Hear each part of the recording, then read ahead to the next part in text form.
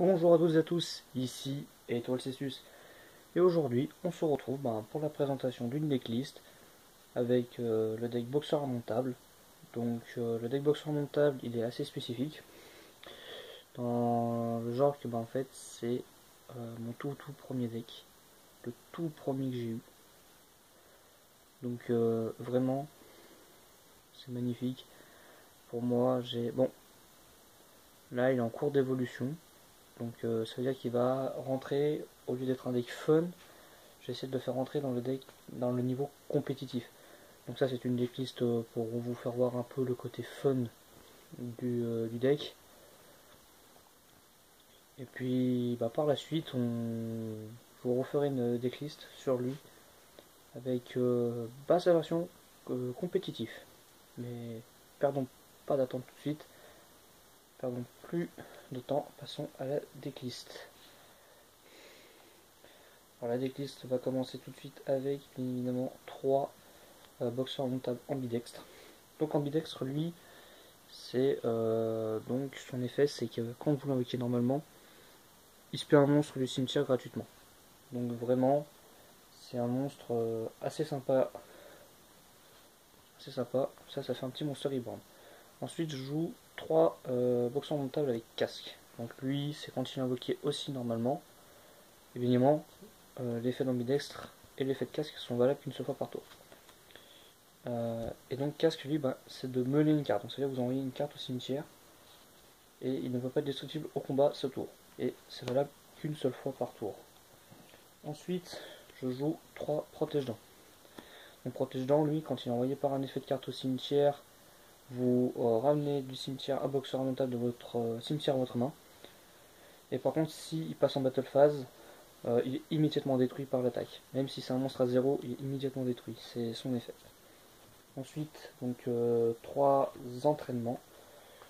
Donc entraînement, lui, qui est un monstre au niveau 4. Et son effet, c'est que si vous contrôlez un boxeur montable, vous pouvez l'invoquer spécialement. Par contre, malus, vous ne pouvez pas attaquer le tour où vous avez fait cette invocation spé. Donc, un petit malus pour le deck quand même. Et donc, là, on va passer donc à boxeur montable de l'ombre en x3 aussi. Donc lui, c'est un peu spécifique, il fait tourner le deck un peu à lui seul. Donc, parce que lui, vous défaites un matériel d'un monstre Z et vous pouvez invoquer spé. Donc, ce qui est très fort, ça fait une spé gratuite.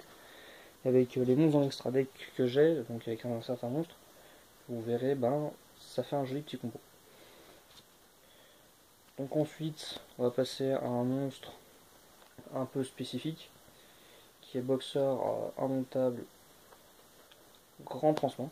Donc pourquoi en x1? Parce que bon, avant je joue en x3 pour pas vous cacher, mais vu que je suis en train de faire la transition de boxeur montable, donc je vais passer du mode rétro compétitif, faut que je voie s'ils tiennent dans cette version là. Donc c'est pour ça que je le laisse x1 pour l'instant, mais je pense qu'il va être enlevé assez rapidement pour la transition compétitive. Ensuite, je vais jouer deux boxeurs montables avec poil. Donc j'hésite même à en mettre 3, mais pour l'instant on reste sur du x2. Parce que lui, il a un effet très bien. Bon, à part si vous prenez le TK, il pourra pas vous sauver. Mais il peut, quand vous prenez des dommages de combat, vous l'envoyez en défense et les dommages de combat que vous avez reçus vous sont restitués. Donc ça veut dire que par exemple vous perdez aucun point de vie. Et donc c'est très très fort. Sauf contre les OTK où vous pouvez pas activer cet effet. Donc ensuite, bien évidemment, on n'oublie pas 3 H Blossom. Alors, je les partage entre mes decks pour faire les decklists, mais vu que c'est celui-là qui va partir en compétition, donc ils seront concentrés que sur Boxer. Donc 3 H Blossom, donc qui permet, je crois que j'ai même plus besoin d'expliquer, qui permet d'annuler les tutos, les revenus à la main dans le cimetière. Voilà. éminemment de Nibiru. Alors ce n'est pas budget du tout, parce que Nibiru quand même a augmenté, hein. C'est pas très cool, mais il le faut impérativement x3. Donc vu que je vous ai dit déjà, je pense que je me répète, mais que le deck est en cours d'évolution, donc ça veut dire que je suis en train d'acheter les cartes et tout. Bon là je suis en train d'en commander et puis de voir ce qui peut mieux tourner pour le deck, mais pour l'instant 3 Nibiru. N'oubliez pas, c'est 3 Nibiru. Être primitif que vous avez besoin. Donc ensuite en magie, je jouais une force de Barian magie en plus, je sais pas si vous le voyez bien. Un Monster Reborn, un sacrifice inutile, et donc deux Twin Twister, parce que ben, j'en ai que deux, mais il en voilà. Donc deux Twin Twister. Après, donc pour continuer avec les magies, trois appelés par la tombe, et deux qui tout double pour la combo Utopie, que je vais vous présenter juste après, et un contrôle mental. Donc c'est très important pour aussi contrôler. Donc vous avez vu, j'ai quand même quelques cartes de contrôle, Nibiru, H, ça permet de contrôler un peu le board adverse. Ensuite on va passer au piège. Donc évidemment toujours en cours d'évolution, donc il y a choc du contre.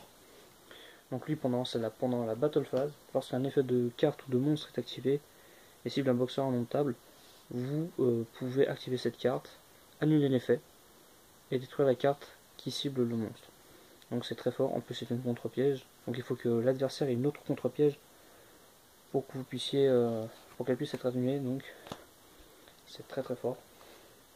Ensuite bon, là ça va être du mouse costaud, donc deux assauts solennels, payez 1500, si l'un ou un effet de plusieurs monstres est activé, ben, vous payez 1500 life points et vous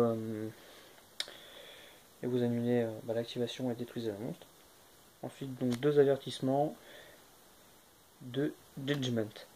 Donc, et deux jugements, payer la moitié de vos points de vie, annuler la vocation, payer 2000 points de vie, annuler aussi. Donc voilà, ça c'est vraiment le côté un peu violent du deck. Bon par contre, le défaut c'est que vous payez à chaque fois des points de vie, mais si derrière vous avez une bonne loupe et que vous puissiez continuer, ça peut passer. Mais comme je vous ai dit, c'est fun. Pour l'instant il est encore au niveau stade un peu rétro fun. Donc c'est pas encore la version compétitive. Comme je vous l'ai dit, je vous ferai une vidéo spéciale sur le compétitif de ce deck. Donc voilà. Et les deux dernières pièges sont donc des barrières dimensionnelles pour enquiquiner un peu les decks très pénibles. Donc vous dites le nom de par exemple X6 Synchro Fusion Lien, il ne peut plus invoquer jusqu'à la fin de ce tour. Vous avez activé cette carte, le monstre que vous avez, les types de monstres que vous avez cités. Donc c'est très fort. On va tout de suite passer à l'extra deck en commençant par deux petites chimères apparaissent. Donc tous les monstres feu gagnent 500 d'attaque et tous les monstres eau perdent 400. Et si elle est détruite, je récupère un monstre feu et je le rajoute à ma main. Donc c'est très fort. Ensuite, donc, un dragon de la tornade pour péter les bas de croix verse. Un raison d'Abyss pour contrer les effets dans le cimetière. Donc c'est très fort. Surtout que le deck est composé majoritairement de niveau 4. Donc pas de souci pour les invoquer là-dessus. Ensuite, deux boxeurs indomptables enchaîneurs. Donc lui, c'est un peu le mur du deck, celui qui va protéger vos boxeurs. Parce que vous détachez un matériel, il n'est pas destructible jusqu'à la fin. Il n'est pas destructible au combat jusqu'à la fin de ce tour. Et bien évidemment, il gagne 800 d'attaque s'il perd un matériel. Donc c'est très fort. Ensuite, Rhapsody Furax qui permet, vous pouvez il peut bannir en détachant de matériel, vous pouvez essayer de bannir deux cartes, ce qui est très fort, et aussi vous pouvez l'équiper et la défense sera additionnée, sa défense sera additionnée à l'attaque du monstre équipé. Donc ça permet de faire un petit boost. Ensuite, donc la combo Utopie, avec un petit Utopie l'éclair au cas où, ça fait toujours plaisir. Voilà, pour relancer des fois, mais voici la combo Utopie qui combatte avec les Kitoulou. Je pense que je n'arrête pas à m'expliquer là-dessus. C'est très très fort. Donc deux Nova Kaiser, donc deux numéros 79, qui eux permettent d'attacher un matériel XYZ, donc boxeur indomptable évidemment depuis la main au cimetière. Et quand il est détruit au combat ou par un effet, vous pouvez, ou au combat je crois, que au combat, oui que au combat excusez-moi, ou par un effet aussi, mais je doute, il faudra relire la carte. Et donc vous pouvez mettre tous ces matériels en mode défense tant que vous avez de la place. Donc ça fait toujours de la défense. Et ensuite, un étoile Cestius et un Comet Cestius. Donc étoile, lui, quand vous menez votre bataille, vous pouvez détacher un matériel. Et donc les boxeurs notables ne sont pas destructibles au combat. Et la différence de leur attaque seront... donc la différence de l'attaque, quand vous allez recevoir les points de dommage, vous, si le monstre est inférieur, il faut que le monstre adverse a une attaque supérieure par rapport à étoile pour que ça marche. Donc par exemple, je prends Utopie à 5000, il va prendre 2500 par la différence des points d'attaque des deux monstres. Et comme Cessus, lui, c'est quand il détruit un monstre au combat, vous faites diviser l'attaque par 2, les dommages par 2 par le nombre de l'attaque de l'adversaire. Et si Etocessus lui est attaché en matériel, vous pouvez détacher 1, détruire le monstre, et il reçoit du point de dommage égaux au point d'attaque du monstre. Donc ce qui est très fort. Et ce qui peut aider franchement des fois à balayer un peu le board des gros monstres. Sur ce, n'hésitez pas à liker la vidéo, partager et commenter. Si elle vous a plu, laissez un gros pouce bleu. Et merci d'avoir regardé. On se dit à la prochaine. Au revoir.